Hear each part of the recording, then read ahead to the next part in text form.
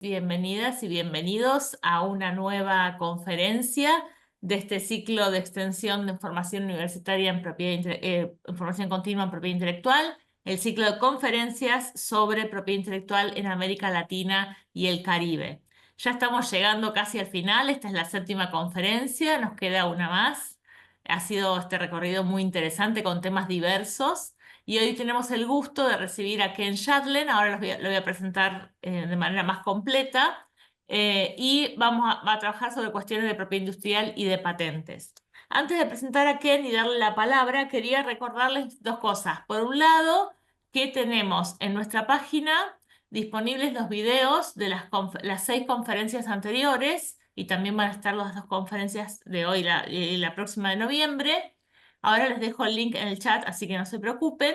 Y por otro lado, también en la otra página nuestra, la del programa específico, tenemos el link directo para la descarga del certificado, ya sea de esta conferencia o de las anteriores. En general, ahí ponen el documento, creo, o el nombre, no recuerdo. Rocío es la que maneja esos datos y pueden descargar el certificado. Si llegan a tener algún problema, le escriben a Rocío a mpi@flaxo.org.ar o a dbp@flaxo.org.ar y solucionamos el inconveniente. Bueno, dicho esas dos cuestiones técnicas, paso a presentar a Ken Shadlen. Gracias por participar de este ciclo de conferencias, Ken, y en especial, ahora van a ver, está participando desde un lugar donde el ciclo horario es diferente, así que un doble esfuerzo por participar tan tarde. Y gracias por estar en este ciclo de la Flaxo Argentina, es un gusto recibirte. Bueno, para quienes no lo conocen, Ken Shadlen es politólogo, es doctorado en Ciencias Políticas de la Universidad de California, Berkeley, y profesor de estudios de desarrollo en la London School of Economics and Political Science. Desde hace muchos años investiga temas de propiedad industrial como las patentes farmacéuticas a nivel global y en América Latina, incluidos estudios empíricos sobre examen de patentes. Es autor de varios libros y artículos como Collision and Compliance, The Political Economy of Pharmaceutical Patents in Latin America, un libro que compara las reacciones a la PIC y los nuevos sistemas de patentes farmacéuticos introducidos en Argentina, Brasil y México.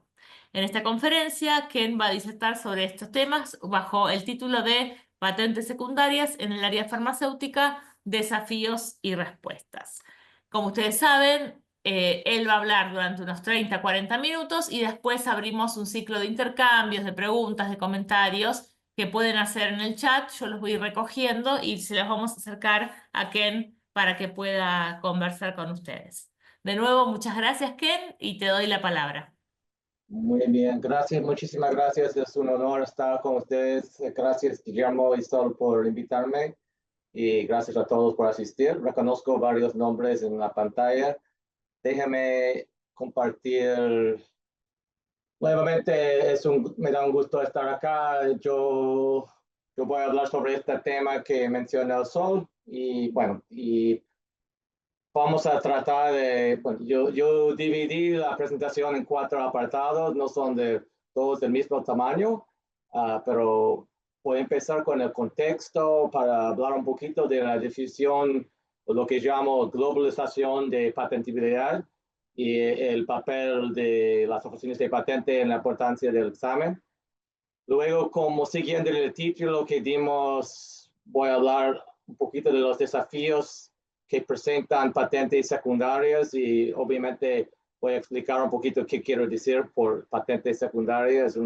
Es un tema controvertido y importante, por eso yo lo explico con detalle. Luego, unos estudios empíricos que hemos hecho sobre las respuestas nacionales en 3 países, Brasil, Argentina e India, las políticas que han tomado y los resultados que se dieron, y resumir y apuntar unas lecciones al final. Si en cualquier momento, si no me escuchan o no me entienden bien por mi acento muy gringo, alguien pues levanta la mano y alguien grita y puedo tratar de explicarme mejor. Para empezar con el contexto, esta gráfica, bueno, y la mayoría de los slides son todos, pues casi todos son en español, pero aquí me perdona un poquito de inglés. Esto es el famoso artículo 27 del acuerdo TRIPS, que requiere que todos los países que son miembros del OMC dan patentes sobre procesos y productos farmacéuticos, que fue una cosa que muy pocos países de medio o bajo ingreso del sur global, países en desarrollo, como queremos decir, dieron antes de este evento global. La gráfica al fondo de la pantalla es el número de países que en cada año uh, admitieron patentes sobre productos. Y dije countries que permiten patentes sobre patentes farmacéuticas, pero quiero decir patentes productos, porque obviamente Argentina daba patentes sobre procesos farmacéuticos antes, pero son las patentes sobre productos que más importan.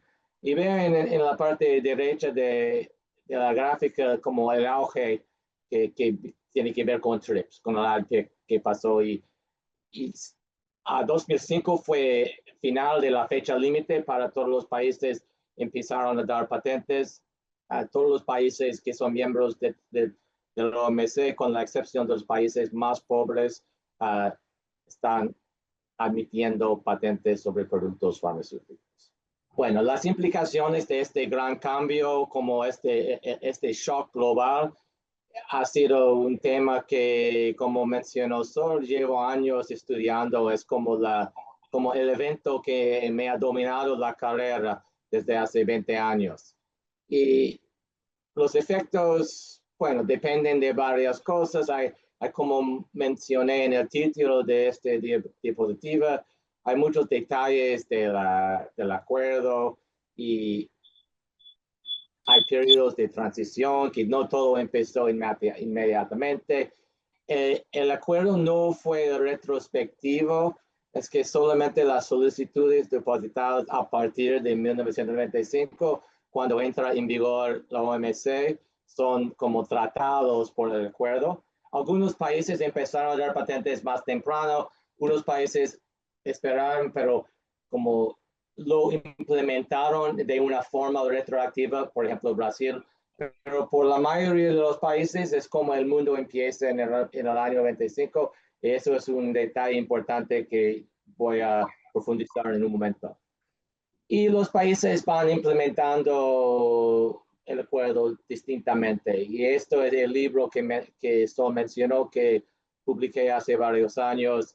Y la parte como el QR code en la esquina es un artículo que escribí cuando condensé todo el libro en un solo capítulo y lo tuve traducido en portugués y español. Y allá pueden obtener la versión española de como un capítulo de todo el libro condensado. Como bien saben ustedes, una flexibilidad importante es el examen de patentes. Y esto, la banda roja es el mismo artículo 27 de TRIPS que puse antes, pero ahora estoy dando énfasis en otra parte. No solo que tienen que dar patentes, pero solo para como tecnologías que son nuevos, tienen un paso inventivo y tienen una aplicación industrial, como los criterios más importantes de patentabilidad. Y desde que entró en vigor TRIPS, ha habido muchos estudios como enfatizando la importancia del examen, de qué hacen las oficinas de patentes para examinar y conceder o denegar las solicitudes que llegan a los países. Y aquí señalo como 3 estudios. En el centro tenemos un estudio por... ¿Todo bien? En el centro de estudio por el Instituto Max Planck, que habla del examen como un punto muy importante de flexibilidad dentro del acuerdo. A la izquierda es un libro muy importante por Peter Drahos, que es un scholar de Australia, que es cómo actúan las oficinas de patentes en esta época. Y a la derecha el artículo, ahora creo que todo el mundo lo va a saber, por Carlos Correa para como unas guías para la examinación de patentes farmacéuticas. Lo importante de acá solo es que el mundo cambia, los países como Argentina, como Brasil, como todos los países, como ahora tienen que dar patentes farmacéuticas que antes no daban, pero hay flexibilidades, como bien sabemos, hay mucha atención a una flexibilidad de como licencia obligatoria, pero otra flexibilidad de muchísima importancia es la flexibilidad de cómo las oficinas de patentes reciben y tratan a las solicitudes que llegan a los países. Para dar unas indicaciones de los desafíos, estos son datos de solicitudes internacionales en el área farmacéutica. Obviamente, no todas las solicitudes llegan a todos los países del PCT y obviamente Argentina no es parte del PCT, pero esto es solo para dar una indicación del gran aumento en actividad patentaria en esa época, que cuando entró TRIPS, como la línea roja hasta la fecha, bueno, hasta la fecha cuando hace unos años, el número de solicitudes ha como aumentado por 3 veces. Entonces, eso da mucha más presión, mucho trabajo a las oficinas de patentes. Esta es un poquito, es otra manera de ver como el dato como parecido. Estos son datos de Estados Unidos y son los números de patentes por cada medicamento aprobado por FDA como en el periodo de 85-2020. Y podemos ver que, bueno, como el promedio es como 8 patentes a cada medicamento. Lo que nos pone la pregunta que qué son todos estos patentes, qué son. Y ahora llegamos o vamos llegando a las partes más importantes de la charla. Yo distingo bueno, no solo yo, mucha gente distinguimos entre 2 tipos de patentes. La patente primaria es la patente que protege el compuesto. Y las patentes secundarias son las que protegen o buscan proteger otras formas de las moléculas, formas farmacéuticas, composiciones, dosis, usos. Alguna gente habla de patentes de proceso como un tipo de secundaria. Yo no, porque para mí primarias y secundarias nos da una manera de hablar de patentes sobre productos. De todas formas, que hay 2 tipos de patente. En la diapositiva anterior mencioné que en Estados Unidos cada medicamento tiene por promedio 8 patentes. Va a ser una patente primaria y el promedio 7 patentes secundarias. Las patentes primarias son más fuertes legalmente porque son sobrecompuestos y vienen más temprano en el ciclo de vida del producto y son más difíciles de evadir.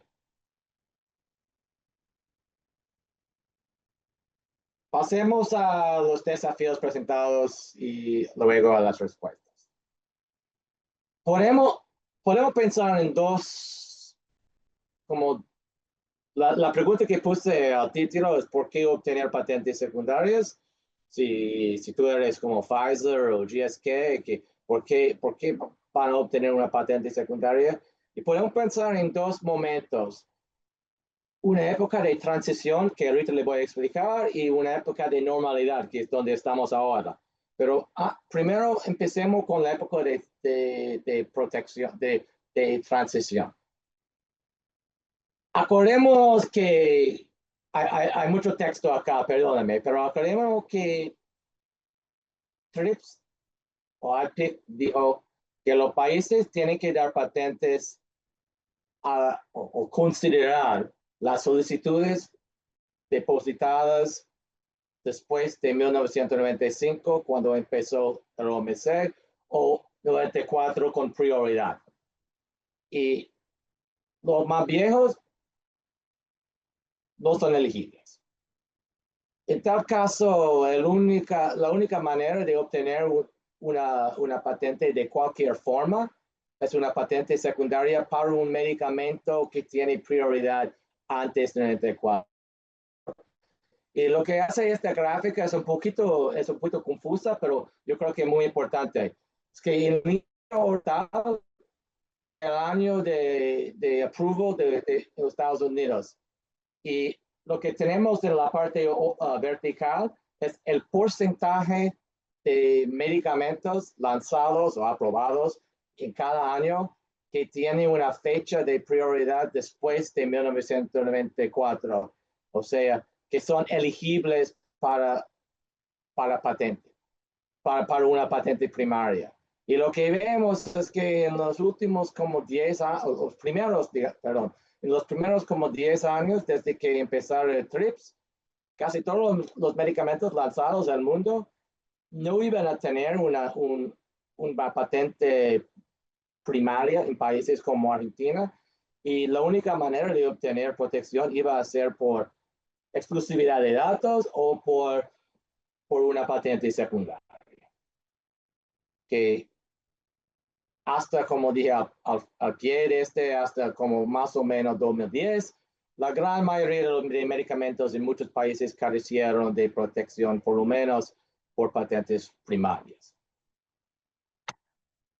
Pero esto es lo que llamé época de transición. Esa época ya no estamos en esa época. Casi todos los medicamentos que entran al mercado ahora tienen prioridad de su patente primaria después de 95. Eso fue la época de transición. Ahora estamos en la época de normalidad. ¿Y por qué obtener patentes secundarias en época de normalidad?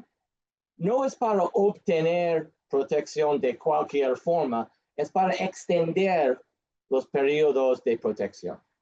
Porque las solicitudes secundarias son depositadas más tarde y las patentes, si concedidas, van a vencer más tarde. Esta es una forma de mostrarlo muy sencillamente. Tenemos como una solicitud por una patente con prioridad de 24 para terminar la primaria, va a expirar en 20 años después, pero una secundaria, que es la otra línea, lo que llame X, Y, Z con asterisco, que si esa patente se concede, el periodo de exclusividad, se puede extender por unos años. En este ejemplo, 6 años. No siempre va a ser 6 años, depende de cuántos años después del depósito de la primaria se deposite la secundaria. Pero lo importante es lo que escribí como el top de que son depositados más tarde y por eso las patentes van a vencer más tarde. Sí, concedidas. Hay alguna gente, a lo mejor en la asistencia hay gente que lo ven de los dos lados. Mucha gente ama esto, es lo que hacen, es buscan obtener patentes farmacéuticas para extender plazos de exclusividad y lo llama Pharmaceutical Life Cycle Management. Otra gente no le gusta para nada, lo odia y lo llama Evergreen. Son las palabras en inglés, no, Evergreen, pero bueno, me entienden, ojalá. Y bueno, pero yo siempre digo que lo que estamos hablando es la acumulación secuencial de patentes sobre dimensiones alternativas de moléculas y fármacos existentes con el fin de ampliar los periodos de exclusividad comercial. Y yo lo puse en lengua muy vaga, muy plena, porque yo creo que esta definición le sirve a todos. Si lo llama Pharmaceutical Lifecycle Management, puede estar como contento con esta definición. Si lo odia y lo llama evergreening, puede estar contento con esta definición. Para mí, la única diferencia entre lo que llamamos Pharmaceutical Lifecycle Management y lo que llamamos evergreening no son como decimos en inglés, los nouns de los verbos, sino como los vamos modificando. Pero ese es el fenómeno y todo el mundo sabe que eso pasa, nadie niega que este pasa.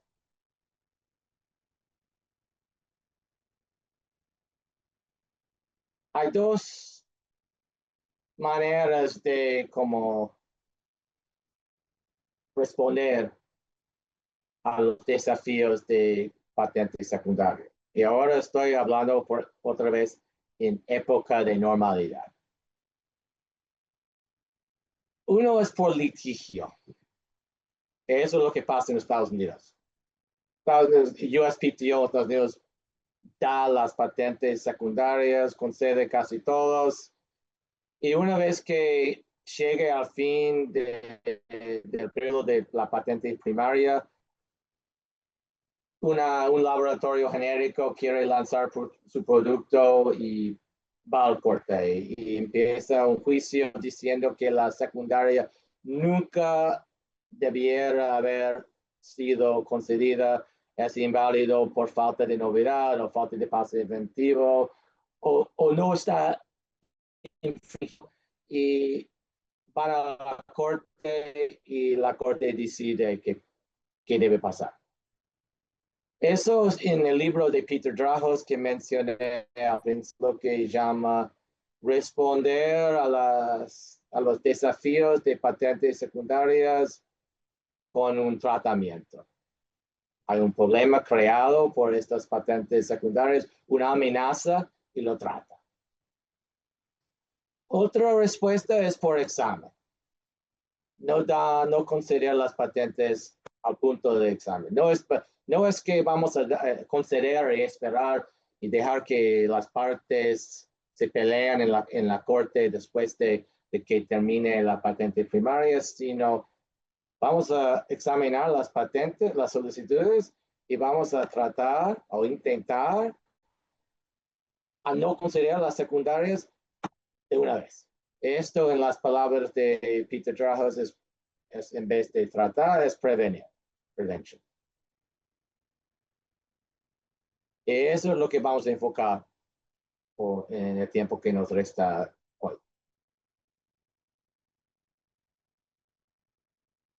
Voy a hablar de tres países que son tres países que han hecho más para tratar o intentar minimizar la concesión de patentes secundarias por examen. Voy a hablar un poquito de cada uno y luego mostrar unos datos de unos estudios que hemos hecho. India tiene una parte de su ley de patentes que se llama Section 3D, sección 3D, que más o menos dice que las patentes secundarias son elegibles solamente si demuestran mejoramiento de eficacia. Voy a hablar más de eso, de todos los tres voy a hablar más en un segundo. Esto es solo para introducir. Brasil tiene, o tenía, porque ya no, tenía un sistema de examen compartido. Es que a partir de 2001, la Oficina de Patentes, que también se llama INPI, como en Argentina, la Oficina de Patentes no podía conceder una patente farmacéutica sin recibir la anuencia previa como la luz verde de la Agencia Nacional de Salud, que es Anvisa, que es la parte como ANMAT, sino de Brasil, Anvisa. Esta ley fue una reforma a la ley de propiedad industrial digo acá que es una restricción de facto, porque la ley no dice nada de patentes primarias, secundarias. La ley solo dice que Anvisa tiene que dar su anuencia para que impide una patente, conceda una patente. Pero los dos grupos, los dos equipos de examen adoptaron enfoques distintos y el sistema como se volvió un sistema de patentes secundarias. Es que fueron las patentes o las solicitudes secundarias que dieron más conflicto. Y Argentina, el abordaje es no por ley, sino por directrices de examen. En 2002, el INPI dijo que no iba a dar patentes sobre segundo uso y más famosamente en 2012 fueron cambiadas las directrices del examen en el área farmacéutica, se llaman las pautas que hace muy difícil o intentaba hacer muy difícil la concesión de patentes secundarias. Para profundizar un poquito, perdón en inglés, pero esto es como una citación de la ley de patentes de India, que el descubrimiento de una... tampoco utilizan la palabra secondary, pero eso están diciendo más o menos, están una lista de como de tipos de reivindicaciones que son secundarias y que dice que son la misma sustancia y no pueden obtener una patente menos que tengan eficacia distinta o mejoramiento de eficacia como lo clarificó la Corte Suprema de India en 2013. Brasil, con muchas cosas en Brasil. Brasil es muy complicado. El sistema en Brasil pasó por 3 etapas. Y ojalá lo que escribí acá vaya a tener sentido, pero pasemos un poquito sobre esto. En la primera etapa, que duró como los primeros 12 años, la solicitud llegaba a Brasil y como en cualquier país del mundo, la oficina de patentes lo examinaba. Parece normal. Allá la normalidad termina. Si la oficina, no, otra normalidad. Si la oficina quería denegar la solicitud, denegaba, ya, y terminó. Pero si el INPI quería conceder la patente, es decir, hizo un examen de fondo y decide, creemos que esto merece una concesión, no podía conceder, tenía que transmitir la solicitud a Anvisa. Anvisa tiene su propio equipo de examinadores y Anvisa realizó un segundo examen de fondo. Si Anvisa dijo que sí, estamos de acuerdo con INPI, se puede conceder, se devuelve al INPI con anuencia y INPI concede la patente. Si Anvisa dijo que no, hubo un conflicto que nunca resolvieron en Brasil. Fue por ese conflicto que en 2012 entraron en una segunda etapa. Ahora Anvisa empezaba el examen. Si Anvisa aprueba la concesión, transmitía la solicitud al INPI para el segundo examen de fondo. Es decir, como hicieron lo mismo, sino al revés. Pero Anvisa fue abrumada. Anvisa tenía un equipito de como, no sé cuántos, como 10 al máximo de examinadores.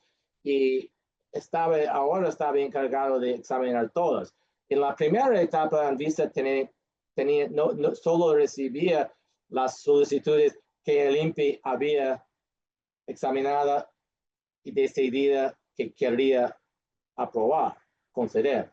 Ahora Anvisa tiene que examinar a todo y no se sabe cómo iba a elegir cuáles examinar y si la solicitud va a la primera instancia al Ministerio de Salud, o la Agencia de Salud, que es parte del Ministerio de Salud, y este actor dice que no, que iba a ser la Oficina de Patentes. La Oficina de Patentes dijo que tenemos una como obligación constitucional de examinar las patentes, las solicitudes. Entonces, esto no, la segunda etapa no resolvió el conflicto. Luego empezaron una tercera etapa.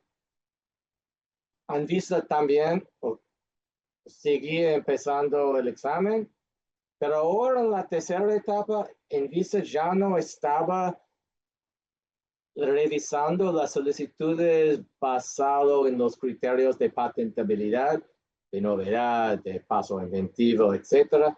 Solo podía hacer como una decisión, un juzgamiento estrictamente por razones o motivos sanitarios. Es decir, no estaba examinando las solicitudes como una segunda oficina de patentes. Solo tenía que basar su decisión de dar o no dar anuencia en razones y motivos sanitarios. Si Anvisa da anuencia, transmite la solicitud al INPE para que se realice el examen de fondo. En este caso, para repetir, sería el primer examen de fondo que recibe la solicitud, porque la Anvisa no estaba dando como un examen sustantivo sobre patentabilidad. Si Anvisa no da anuencia, otra vez por motivos sanitarios, no por motivos de patente, el INPE rechazaba la solicitud. Esto pasó con muy poca frecuencia. La tercera bala creo es lo más interesante de la tercera etapa del sistema en Brasil. Anvisa revisa la solicitud por motivos sanitarios, dice todo bien, luz verde, adelante, pero está en contra de concesión por criterios de patentabilidad. Bueno, me están diciendo, Ken, hace 2 minutos me dijiste o nos dijiste que el INPI o Anvisa ya no examina, utiliza los criterios de patentabilidad. Y es cierto, pero ellos lo pueden hacer a su parte, no pueden pasar una denegación de anuencia, van a dar anuencia, pero transmiten una observación, como un pre-grant observation. Y en esta tercera etapa tenemos una figura especial de observaciones provenientes de Anvisa. Complicadísimo, pero eso es lo que pasó en los 20 años en el país vecino. Argentina, yo creo que con esta audiencia todos van a conocer todo esto, pero esto es las pautas de 2012, la resolución conjunta del Ministerio de Salud, de Industria y de la Oficina de Patentes. Como indico acá, estas son basadas en las recomendaciones que escribió Correa, que puse yo al principio en una diapositiva antes de la importancia del examen. ¿Qué hacen las pautas? Es que identifican 13 tipos de reivindicaciones en solicitudes y dan instrucciones a los examinadores. ¿Qué tener en cuenta? La parte que puse en amarilla al fondo, al pie de esta diapositiva, estas pautas dan instrucciones acerca de la consideración que debe darse el examen. Es decir, no es una ley, no es una prohibición explícita de no conceder, son instrucciones. Oye, examinador, cuando recibas una solicitud con este tipo de solicitudes, es lo que debe tener en cuenta. Como ya mencioné, vinieron de una resolución conjunta de los ministerios y la Oficina de Patentes y importantemente entraron en vigor una fecha muy precisa, el 8 de mayo de 2012, que es un hecho que es importante para estudiarlos como lo voy a hacer ahora. Solo esto es que lo que he explicado son 3 estrategias para minimizar la concesión de patentes secundarias al punto de examen son pero muy distintos, como de diseño. Una prohibición casi explícita relacionada a eficacia en India, un sistema de facto que surgió por examen compartido en Brasil y instrucciones por directrices a los examinadores en Argentina. Son todos que ya se llama prevención en vez de esto. Y como escribí acá, tienen diseños distintos, pero tienen la misma meta. Yo hace un rato empecé con un colega en Estados Unidos un estudio como lo que llamamos estudio empírico de qué pasa. Y hay 3 papers que salieron de esta línea de trabajo. Yo creo que los códigos Kerr funcionan al pie, si quieren leerlos o bajarlos. Yo no voy a revisar los 3 estudios, nada más voy a resumir como qué hicimos, el abordaje que adoptamos y como a nivel muy alto, como los hallazgos más importantes. ¿Qué hicimos? Recogemos las solicitudes farmacéuticas depositadas en cada país, obviamente. Las clasificamos de primario y secundario. Me imagino que alguien allá va a tener una pregunta, ¿cómo los clasificamos? Podemos hablar de eso después. Eso es una parte complicada, pero tenemos un sistema de clasificar para que nos da confianza que lo estamos haciendo de una manera consistente. Estudiamos la evolución y los resultados finales. Queremos saber qué papel tuvo 3D en India. Fue citado. ¿Y qué papel tenía como la participación de Anvisa en Brasil? En Argentina, porque el proceso de examen no cambia, la solicitud llega al INPI lo examina. Lo que estudiamos es que si hubo cambios en los resultados antes y después del día que entró en vigor las pautas hace ahora 13 años.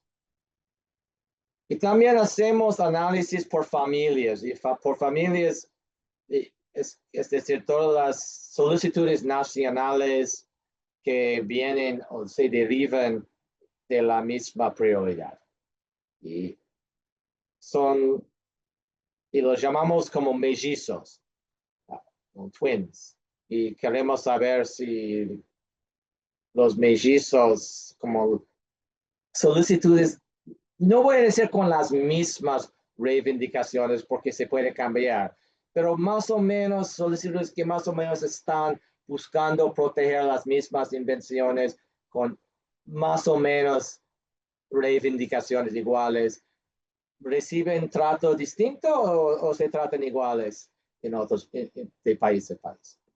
Esto, como ya mencioné, no voy a entrar en mucho detalle de los 3 estudios. La primera, como ven del título, es de Brasil y India. La segunda, en el centro, es Brasil, India y Argentina. Y la tercera es solo de India sobre mucho tiempo.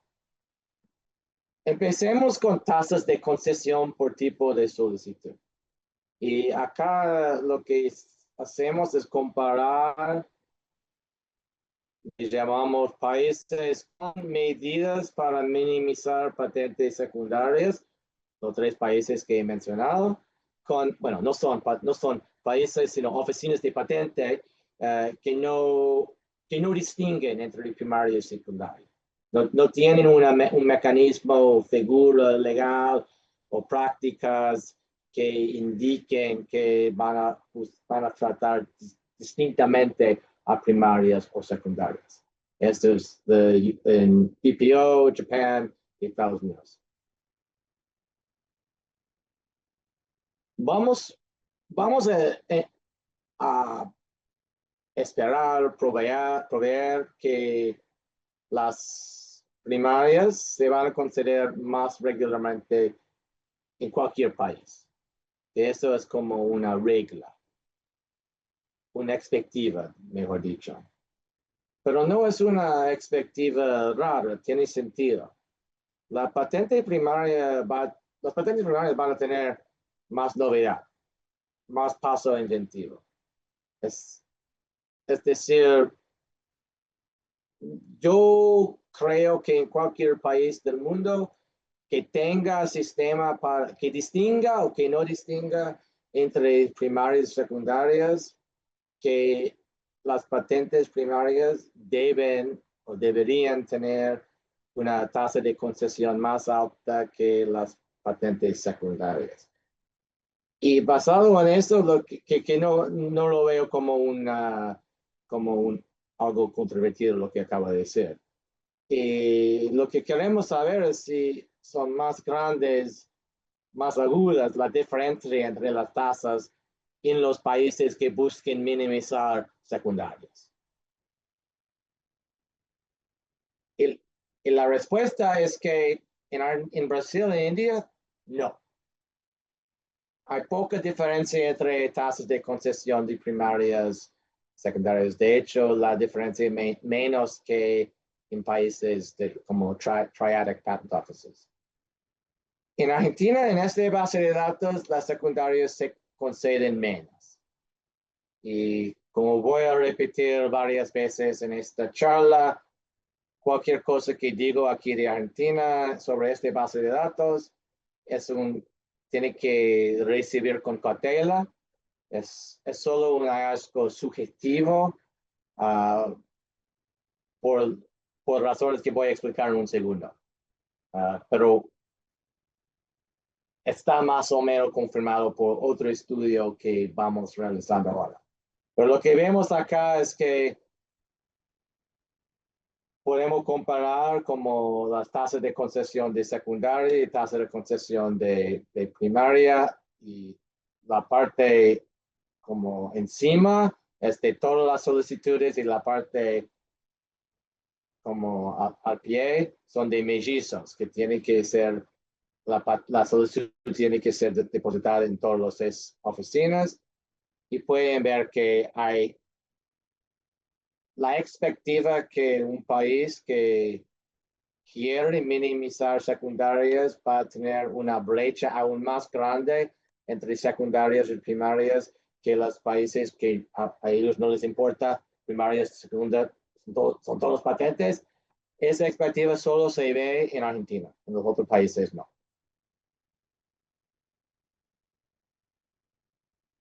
Déjeme enfocar un poquito más sobre los tres países. No sé cómo voy de tiempo, pero yo creo que si termino en como 10 minutos, ¿todo bien? Sí, sí, estás muy bien, no hay problema. Eh, en India vemos, y perdone porque ese es ciclo de patentes de América Latina y estoy hablando de India, que la última vez que chequeé no fue parte de América Latina, pero ojalá tenga interés de todas formas. Los efectos directos son mínimos en India, que vemos pocas denegaciones basadas solamente en esta sección 3D.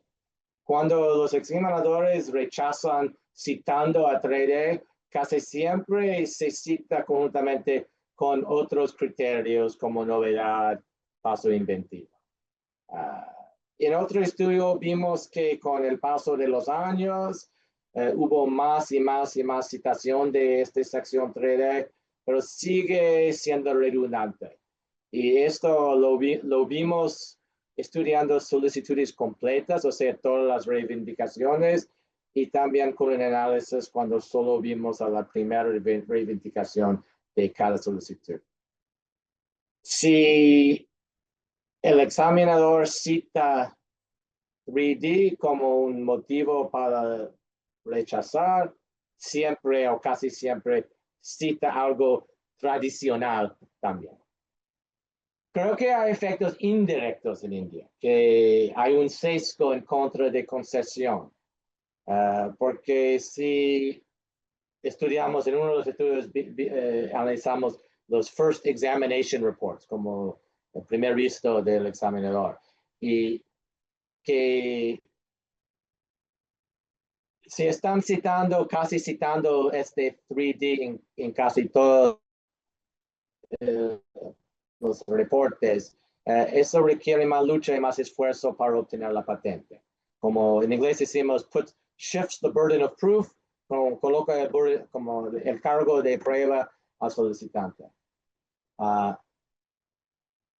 Pero son efectos indirectos. Acá puse otro también que hay el reporte del examinador que menciona sección 3D, luego viene una audiencia con el comisario de patentes y a veces en ese proceso, porque están dando como una revisión, una examinación más detallado, que se encuentran más deficiencias y termina rechazado.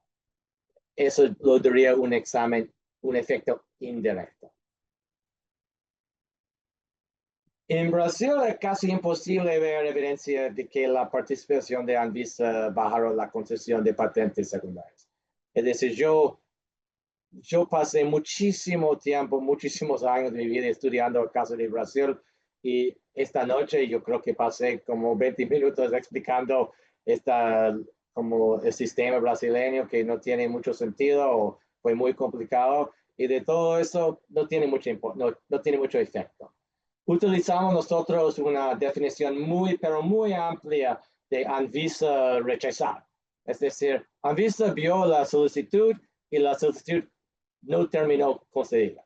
Eso es una como definición bastante amplia y de todas formas, aún con una definición muy amplia de Anvisa reject, casi no lo es.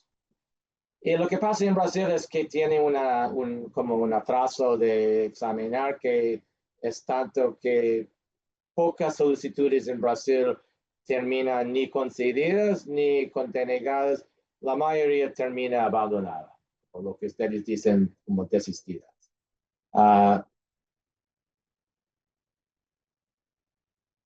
Creo que ya he mencionado varias veces que es un sistema altamente complejo y confuso, que no te, generó muchísimos conflictos, tenía poca efectividad y hace 4 años, en agosto de 2021, el gobierno de Bolsonaro lo abolió. Yo debo mencionar otra perspectiva un poquito más optimista. Un estudiante doctorado mío en LSI es brasileño. Él hizo estudio más como comprensivo del sistema de examen compartido que he visto por mucho tiempo, por todos los años. Y tiene, bueno, él no discrepe con la conclusión más o menos que he dado, pero él encontró que el examen compartido a través de los años alteró las prácticas del INPE. Es que lo que hizo él fue estudiar los criterios citados para cuestionar o rechazar a una solicitud y lo fue como evaluando y midiendo cómo iban cambiando a lo largo de los años y encontró que después de 20 años INPE empezó a examinar solicitudes de una manera más parecida a Anvisa. Entonces, es una manera de decir que tenía un efecto indirecto a las prácticas del INPE.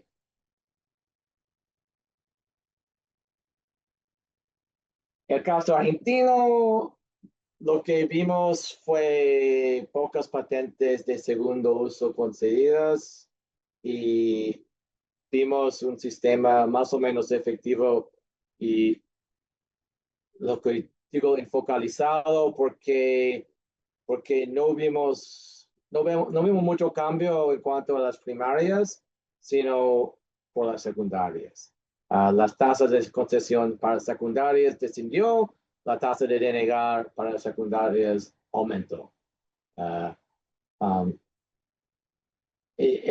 hubo un estudio hecho por Correa y un equipo de colegas, algunos de la UBA, otras del Ministerio de Salud, que salió en 2011, obviamente antes de las pautas, y este estudio demostró que el INPI estaba considerando varios patentes secundarias, pero nuestro análisis que hicimos indicaba que esa trayectoria iba cambiando.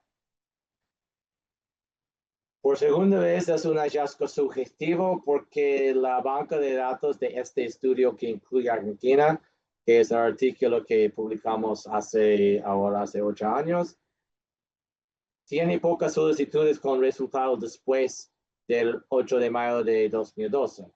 Entonces, de las solicitudes que tenían resultado después de que entraron en vigor las pautas, vimos cambio, pero estamos comparando muchísimas solicitudes que tenían resultado antes y muy pocas que tenían resultado después.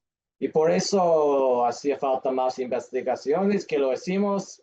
Ahora tengo estudio que estoy casi por terminar, que examinamos todas las solicitudes farmacéuticas depositadas en el país por un periodo de 20 años. Igualmente los clasificamos primaria y secundaria. Igualmente vemos los resultados antes y después de las pautas. Y ahora tenemos muchísimos resultados después y antes. Es una muestra más equilibrada. Bueno, confirmamos lo que habíamos visto antes, que los hallazgos subjetivos del estudio anterior quedan confirmados, que la tasa de concesión para secundarios desciende muchísimo de una manera muy aguda después de 8 de mayo de 2012. Quiero resumir muy brevemente. ¿Qué hemos aprendido de los estudios que hemos hecho? Esfuerzos para minimizar la concesión de patentes secundarias por examen, o sea, por prevención, en palabras de Peter Trajos, tienen pocos efectos directos en India y Brasil. Puede que 3D en India tenga efectos indirectos por hacer el examen más rigoroso. Puede, como dice mi estudiante Mercadante, que INPI se volviera más dudoso y atento a más criterios de patentabilidad mientras pasaban los años. Son efectos indirectos, pero no son efectos directos. Las pautas de Argentina sí parecen tener un impacto directo, y como acabo de decir hace un segundo, lo que encontramos y calificamos como subjetivo en una investigación previa, ahora lo vemos sustentado, avalado por investigaciones más actualizadas, y apenas que publiquemos este estudio, con gusto lo comparto con Sol y Guillermo para examinar. Hay cuestiones que todo el mundo va a estar preguntando sobre el sistema argentino. Hay, como saben ustedes mejor que yo, muchas presiones externas. Cada vez que vaya a Estados Unidos alguien del Fondo Monetario o del Tesoro o del Secretario de Comercio, sigo pensando que van a decir que si quieren esta ayuda o este apoyo, tienen que retirar las patas. No ha pasado todavía, pero quién sabe, puede pasar mañana. Es una cosa que no sabemos. Y Argentina no es como miembro del PCT, y eso algún día probablemente vaya a cambiar, no sé, y la pregunta para hacer es, la cosa para preguntarnos es qué serían los efectos. Ahora, siendo fuera del PCT, no solamente reciben menos solicitudes, pero las solicitudes que llegan a Argentina llegan sin como International Search Report, International Preliminary Examination Report, y yo creo que hay razones para creer que estos factores faciliten la implementación efectiva de las pautas. Entonces, vamos a ver qué pasa si llega el día que Argentina entre al PCT como acaba de entrar a otro país vecino, Uruguay. La última, para terminar, es que empecé hablando de época de normalidad, si las patentes secundarias, ¿por qué buscarlas?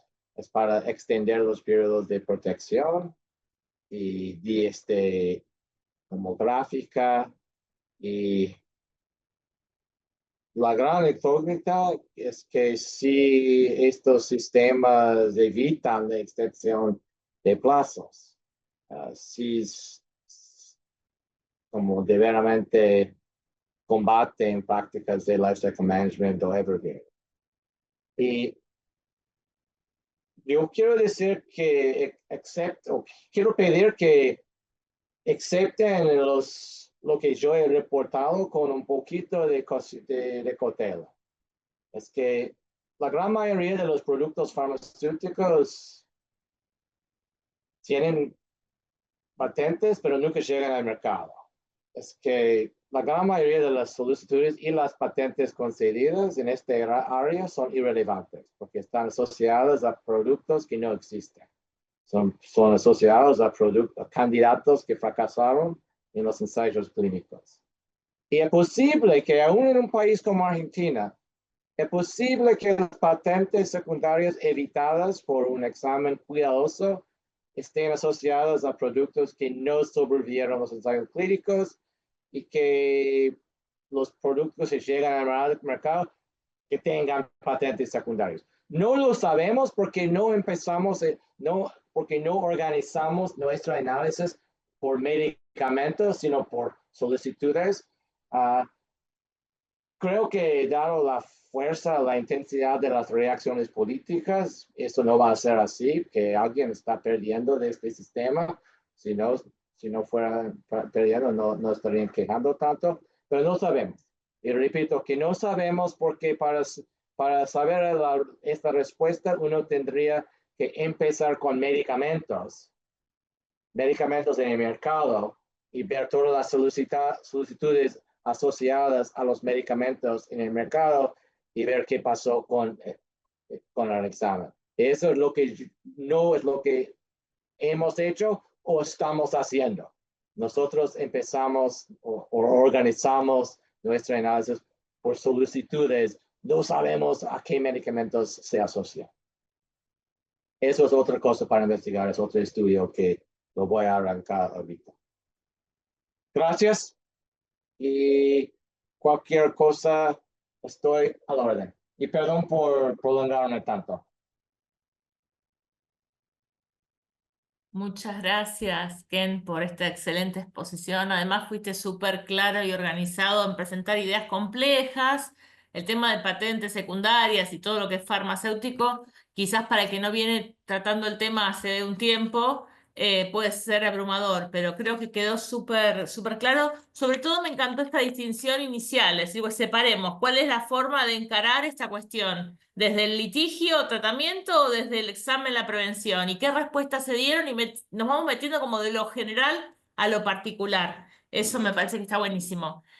No sé si el público tiene acá algunas preguntas. Mientras tanto, mientras esperamos alguna pregunta o comentario, te quería yo hacer una consulta general.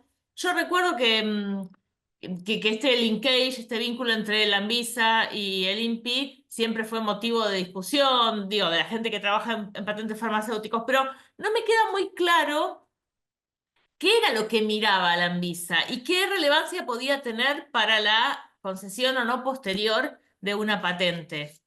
Cuestiones de salud, decías, ¿no? No solamente eso, pero ¿podés dar algún ejemplo? ¿Te acordás de algo de eso como para poder entender un poquito esa dinámica compleja que tenía el sistema? Sí, claro, gracias. Recordemos que hablé de 3 etapas. En la primera etapa, lo que hizo el Anvisa fue actuaba como una oficina de patentes suplementaria. Examinaba como examinaría en la INPI. Anvisa. Crearon un grupo, COPI, como Coordinación de Propiedad Industrial, y, y actuaron como una oficina de patentes. Esa es la primera etapa. Porque en la primera etapa, Anvisa recibía muy pocas solicitudes, Mm, porque solo iba a recibir una solicitud después de que el INPI lo había revisado y decidido que sí. claro. Porque entonces, muy pocas. Las cifras no las tengo a mente, yo lo tengo en otro documento. No estamos hablando estamos hablando de como cientos más o menos, o 800. Se puede hacer. Fue en un periodo de 12 años. En la segunda etapa, llega todo a Anvisa, porque Anvisa examina primero. Entonces, todas las solicitudes que llegan al país van a Anvisa. Anvisa no puede examinar todo, no es posible, no tiene la capacidad. Entonces, inventaron un tipo de filtro que si ellos creyeron que la solicitud tenía que ver con un medicamento que estaba uh, identificado como medicamento estratégico para el sistema de salud en Brasil. Si tenía que ver con un banned substance, sustancia prohibida, como en Brasil. Entonces crearon como un filtro para minimizar la cantidad de trabajo y luego igual como en la primera etapa, examinaba como oficina de patentes. Esta reivindicación tiene novedad, esta reivindicación tiene paso preventivo, esta reivindicación tiene como descripción, etc. En la tercera etapa, solo es un banned substance y es algo estratégico. Entonces, en la tercera etapa dejaron de aplicar la ley de patentes. ¿Me explico? Ok. Sí, sí, buenísimo. La otra cosa que te quería comentar, bueno, es el valor de los estudios empíricos que vos llevas a cabo, ¿no? De decir, bueno, hablamos mucho de Bergreening o del el otro concepto, hablamos de estas cuestiones, pero después sí hay que ir a mirar si esto es así, si efectivamente esto es así. Y vos mostraste cómo en diferentes estudios trabajaron en la efectividad de estas propuestas de India, Brasil y Argentina, y mostraste que en la Argentina hubo algún cambio positivo. No sé si es posible, porque por ahí es muy complejo, pero me interesaría conocer un poquito de la metodología de este estudio, porque vos decías que ahí miraron las solicitudes de patentes, pero en el futuro, un estudio que estás haciendo ahora, van a mirar los medicamentos asociados, ¿no? Que es lo que te permitiría saber si tiene algún sentido o es relevante ese rechazo o esa imposibilidad de conceder esa patente secundaria. Vos me dirás si es posible contar un poquito la metodología de estos estudios iniciales. Para estudios que ya hicimos o para que lo que propongo Los que ya hacer, hicieron. bueno, sí, empezamos con los 3 estudios tienen base de datos distintos, pero en cualquier, hablemos del estudio que incluye los 3 países, porque es más fácil hablar de un estudio. Eso es el estudio donde comparamos Argentina, Brasil y India. Es que empezamos con todas las solicitudes farmacéuticas que tenías fecha de depósito en el PCT como que entre 2000 y 2002. Entonces, este fue para darnos tiempo y cada solicitud clasificamos de primaria o secundaria. Para hacer eso tenemos una guía de clasificación y cada reivindicación se clasifica de hay como nueve posibilidades y una es primaria y ocho tipos de secundarias y cada reivindicación se clasifica, pero al final de todo clasificamos la solicitud a nivel de solicitud, es decir, si una solicitud tiene 100 reivindicaciones y 99 son secundarias, si tiene una sola reivindicación primaria, es primaria. No, eso es importante. No clasificamos las solicitudes nacionales porque no las pudimos obtener. Clasificamos las solicitudes internacionales, es decir, las solicitudes de PCT, que entonces, es posible de una solicitud que tiene 100 reivindicaciones, que las reivindicaciones cambiaron un poquito antes de llegar a un país, pero eso es una posibilidad. Y luego, por los 3 países, la metodología difiere porque los países difieren. En India, lo que buscamos es si el examinador o el comisario de patentes mencionó este Section 3D por un motivo para denegar. Y sí, ¿qué otras razones dieron? Por eso digo que es redundante, porque cada vez que menciona 3D, también menciona paso inventivo. Brasil, estudiamos qué pasó. Llegó INPI, llegó Anvisa, y qué fue el resultado final. Concedida, denegada, la gran mayoría en Brasil termina desistida, y sí, Anvisa lo vio. Creamos una categoría Anvisa Reject, que es cualquier solicitud que no fue Anvisa Reject es misleading, porque no fue reject, puede ser archivado o desistida, pero si no resultó concedida y Anvisa lo tocó, lo vio, lo clasificamos como Anvisa Reject. La metodología en Argentina fue lo más sencillo, porque cuando las pautas entraron en vigor, dijeron que cada solicitud se va a revisar según las pautas, aún las solicitudes que ya empezaron a revisar. Entonces, solo tenemos que ver la fecha de resolución, antes o después de 8 de mayo de 2002. Por eso es más la metodología más sencilla en el caso de Argentina. Bien, muchas gracias por estos comentarios. Bueno, acá hay preguntas también del público. Te voy a leer de una. Dice Oscar, gracias. ¿Qué otros estudios de casos sobre medicamentos específicos hay o pueden hacerse, además de imatinib para cáncer, dolutegravir para VIH, Orcavi o Trikafta para fibrosis quística, que sí tienen genéricos en India y en Argentina, pero no en México, Brasil, Colombia, Perú u otros países? No, es buena pregunta, gracias Oscar. Yo no estoy hablando de hacer estudios de medicamentos específicos.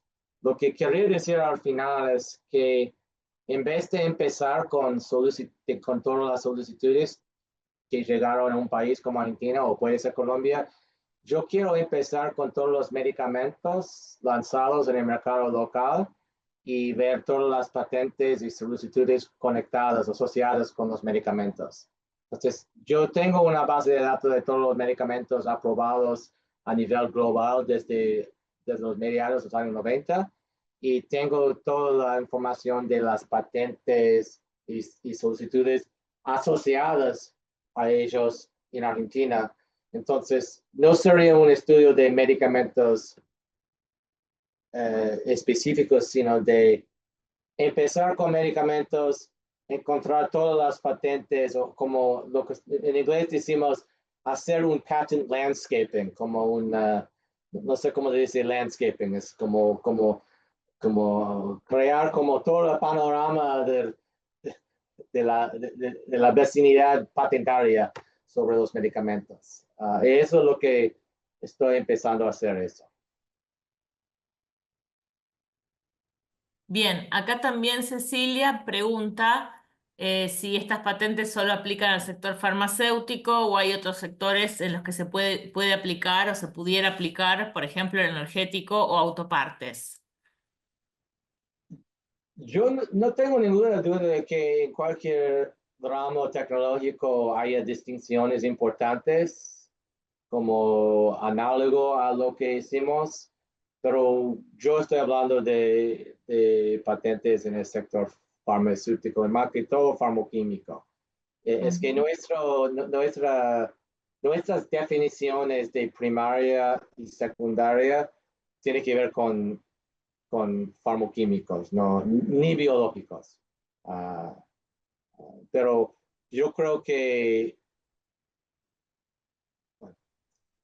quiero decir que me imagino que en cualquier ramo tecnológico hay distinciones importantes como eso, pero lo que hace casi único al sector farmacéutico es que las patentes siguen sirviendo para todo su término y por eso quieren extender.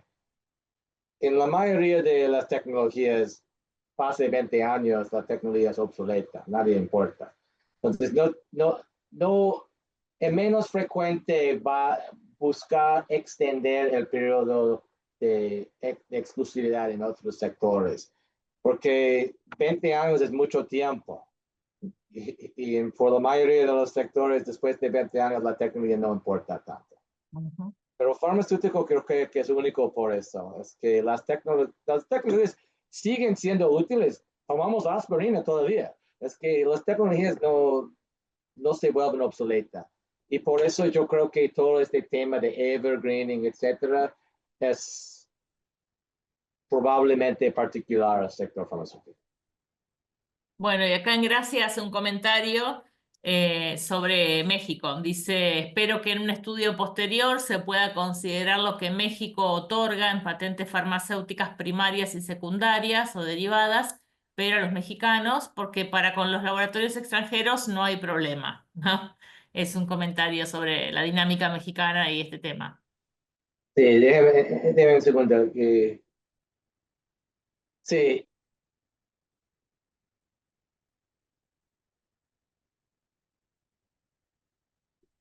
están dando patentes secundarias a mexicanos. Hmm, me sorprende. Ok, ok. México también tiene un sistema que en inglés digamos linkage, como vinculación, que puede hacer más fuerte las patentes secundarias.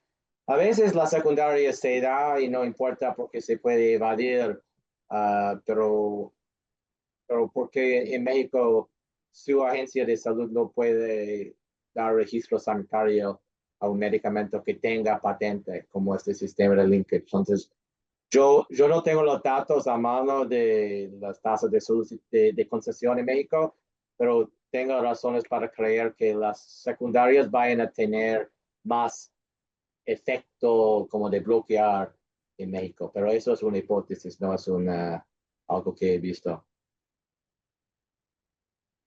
Bien, bueno, creo que ya estamos en horario, que vamos a dejar que descanses. Acá, bueno, una última pregunta rápido, pero ya estamos cerrando. Hay hay otra por Oscar.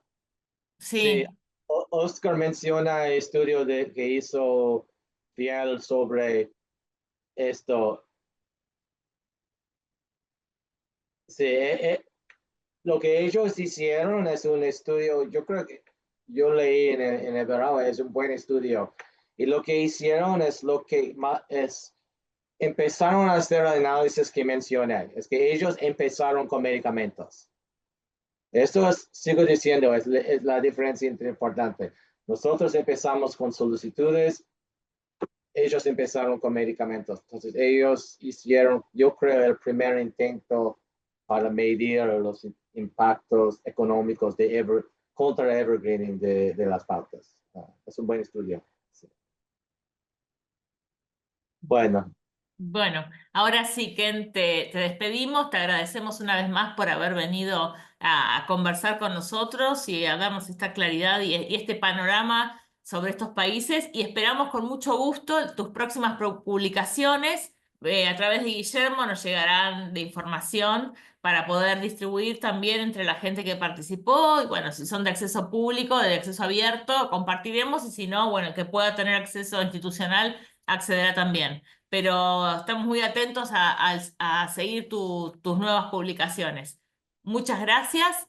También muchas gracias a todos los que participaron de esta conferencia y nos vemos en la próxima, que es el 10 de noviembre, en la última conferencia de este ciclo. En esa va a estar Beatriz Bugallo hablando sobre plataformas digitales y derecho de autor entre contratos de adhesión y abuso de posición dominante.